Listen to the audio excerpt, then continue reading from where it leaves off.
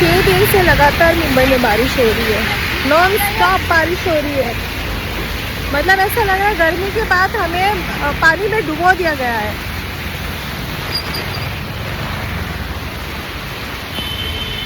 हर जगह पानी भर गया है, नाले की पानी सब आ गया है मुंबई के ऊपर। कितनी भी बारिश हो जाए, आंधी तूफान आ जाए, हम अपना काम नहीं छोड़ने वाले। मैं तो जिम जाकर आई, मैं छोड़ने वाली नहीं हूँ। करना है तो करना है ब्रो। हवा तूफान कुछ भी आ जाए तो मेरे को उड़ा ले जाए, और मैं नहीं जिम छोड़ने वाली हूँ। ये रहा नज़ारा, ऐसे पानी भर गया है मुंबई में। हर जगह, हर गली, हर नुक्कड़ पे पानी है। ये 6 दिन से लगातार पानी बरस रहा है।